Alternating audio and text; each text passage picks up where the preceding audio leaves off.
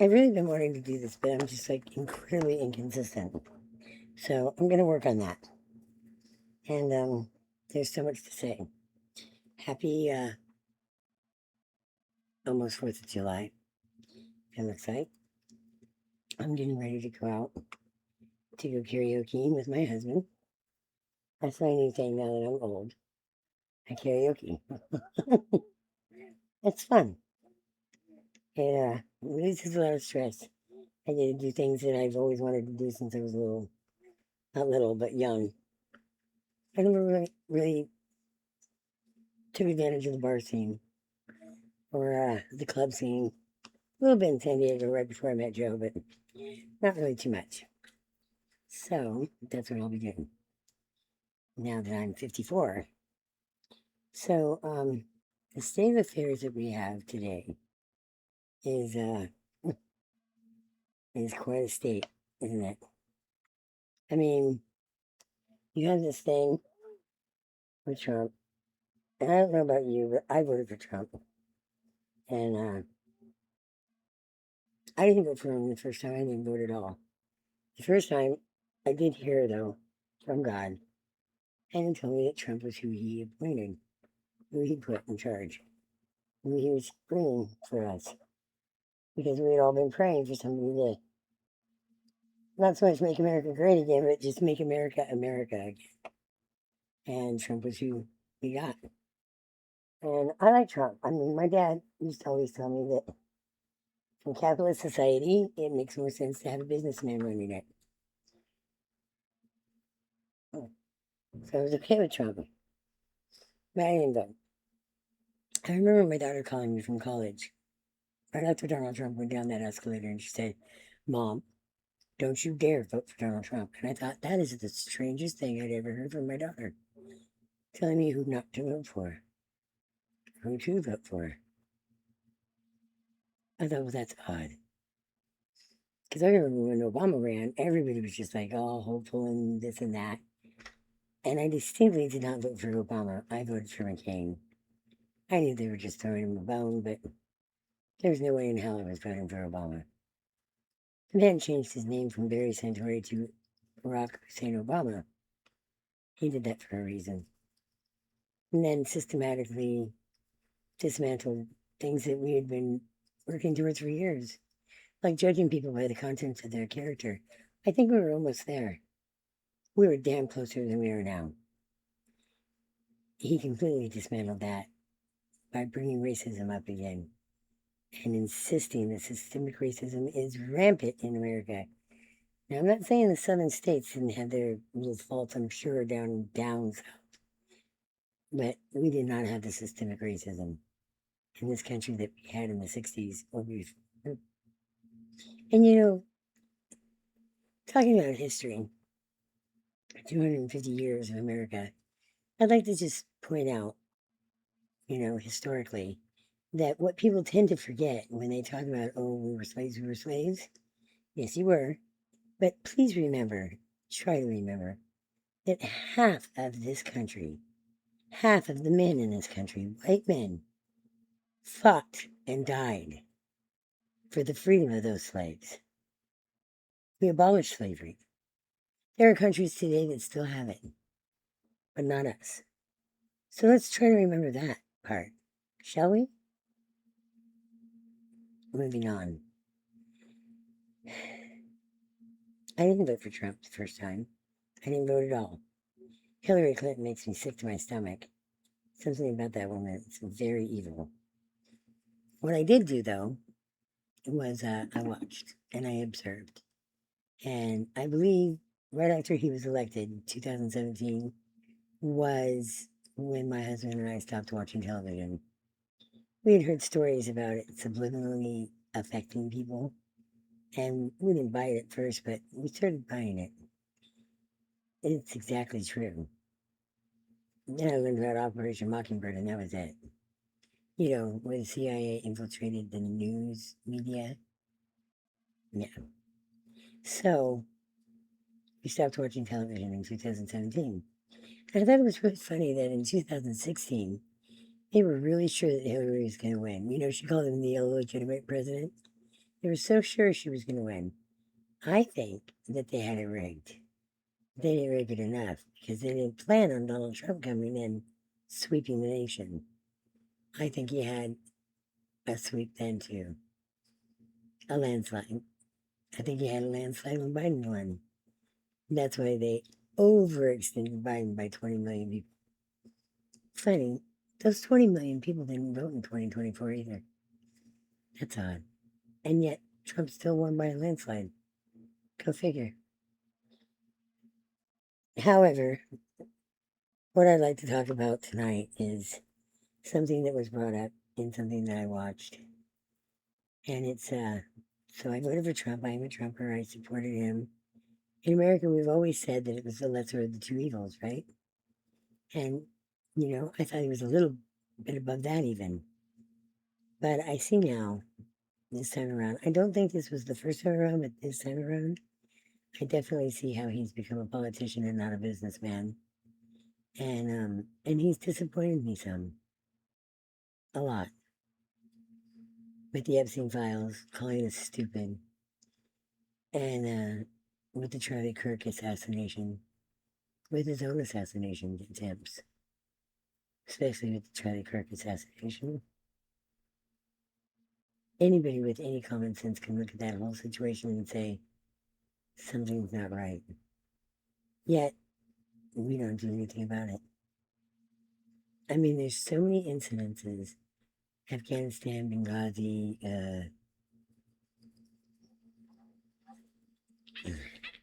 one second. Hello. Okay, I'll do it right now. Love you. My husband. And so many times we were told that they were going to drain the swamp. Nobody's draining anything. Everything is staying the same as it always has been. Only we're getting a little more clout in the world, which is good because systematically Obama brought us down there too. As soon as he got into office, he went around the world and did this big tour apologizing for America. Who asked him to do that? What right does he have to apologize for America? America doesn't make any apologies. Somebody had asked him, do you think that you're the most excellent nation? And he said, well, I think that we're an excellent nation as far as any other nation thinks that they're excellent. That is not the right answer. Yes, we're the most excellent nation. Just yes. That's all you answer. Yes. That man. That man was put in office to dismantle us. I mean, look at them now with the Democrat Socialist Party. Come on. I was a Democrat, don't get me wrong. When I was 18, I was a Democrat. A Kennedy Democrat, a liberal. And I stood there and nothing changed in my opinions or my beliefs or my desires for policy. And I watched the Democrats go so far left, and all of a sudden I was a Republican. So, anyone with any common sense can see what's going on today. The Charlie Kirk assassination and how completely railroaded we were all being. They completely railroaded us. Let me just say, Cash Patel has been a complete and utter disappointment. I had such high hopes for that man. And so many other things. He was supposed to drain the swamp. He gave such crap about the Epstein files. We still haven't gotten all the JFK files. Nobody knows anything more than they knew. That's a fact. And now they're trying to distract us with this whole UFO thing. As if we don't all know about Project Bluebeam. And if you don't, please leave here and go look it up. It's disappointing. I had high hopes. For the first time in a really long time, I had hopes. And I have not seen one pair of handcuffs around anybody, and I have not seen a perp walk of anybody substantial. We do, however, know that a lot of the conspiracy theories that we had are being corroborated. I mean, with one sharp turn, the cannibalism. None of us saw that coming. I didn't in any way. The kids were bad enough. So, yeah, a little disappointed. Nonetheless, still hopeful. Anything can happen, right? I mean, we could just all be in a psyop right now, and we're just biding our time until they tell us the truth. I can't even take that one seriously. And I am the conspiracy theory queen, but I can't even take that one seriously. I mean, come on. It's not looking good, is it? It's looking like they've completely lied to us our whole lives. And not just them, but everybody. Every leader of every country ever. And that is so disconcerting. It's very disappointing and depressing if you hold on to it. I'm not going to hold on to it because, well, I'm not going to let them win. I'm not going to be Winston. I'm not going to say 4 when it's 5, or 5 when it's 4. I'm going to say 5 when it's 5. I'm going to tell the emperor he has no clothes on. I'm not going to change who I am just because they change who they are, like underwear. So, there we are. Now, I guess I'll continue getting ready, and I'd like to hear your thoughts on all of this. Seriously, please. I want others' opinions. I mean, we live in a bubble, kind of, with this new internet thing that's been around for the last 20 years. Nobody ever talks. And I certainly don't go out and talk to neighbors. Not that I would. Anyway, I live in my dad's house that he left me when he died. And all the neighbors, well, they're all vultures, so why would I even talk to them, right? But I don't talk to anybody. I talk to my husband and people go karaoke. It's kind of sad, huh? Not really. I love my life. And I'm really sick of people anyway. I've worked retail pretty much all of my life. So talking to people is really overrated. I don't really want to talk to people. However, I do want to talk. I want to talk to you guys. I want to hear what you say. I want to know if I'm alone in this or if I have a pulse, if I can feel the pulse of the nation. Because I think a lot of us are disappointed. A lot of us are disillusioned, and a lot of us are kind of bummed out. A lot of us have to explain to our daughters that, well, it's the lesser of the two evils, and you can't control them. You can lead them to water, but you can't make them drink. That's embarrassing. Thanks, Trump. And a lot of us are just kind of bummed out about the whole thing. It sucks. So, tell me how you feel. I want to know, are you bummed out? What kind of job do you think he's doing? And I don't need any of the Democrats to get in here and be mean. Let's try to have some discourse. Let's try to have a talk, a debate, like we used to back in the olden days, the 80s and the 70s, where we don't call each other names, and we don't get mad at each other, and we don't accuse each other of everything. Let's just have some common decency and some discourse. Let's talk about things. After all, we're all in this together. I'm curious. Tell me what you think about the pulse of the nation. Tell me what you think about how everything's going. Tell me if you're feeling a little disillusioned and disappointed. And also, what would you do if they came out tomorrow and they said, yeah, we did it. We did it all.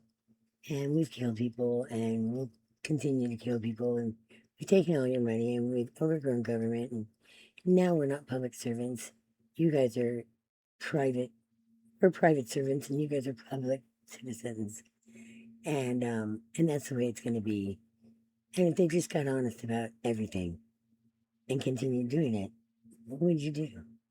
Would you revolt? I heard somewhere today that they thought that America would revolt, and that's the biggest hope that I have that I don't hold on to, because I would love for us to do what it says in our Declaration of Independence. You know, we have a right. We're in our Constitution. We have a right, not just a right, but it is our duty. When government gets out of hand, the tyranny of government gets too big and too big for its britches, so to speak. We have a duty to go and take care of it and put them in their place and start a new government. Would you do that? If they told us everything and they said that they didn't care and that we were being farmed out, or that we were, just peasants, and that we would do what they said, would you revolt? I would get behind you. I think a lot of people would. It's actually, I think, what should be coming this way, because I can't see it getting any better. I did see it getting better when I voted for Trump in 24, but then it just all kind of fell at the wayside, didn't it? It just keeps falling. So I think it might be time to enact our constitutional duty. But I don't know. What do you think? Let me know. It's been nice talking to you guys.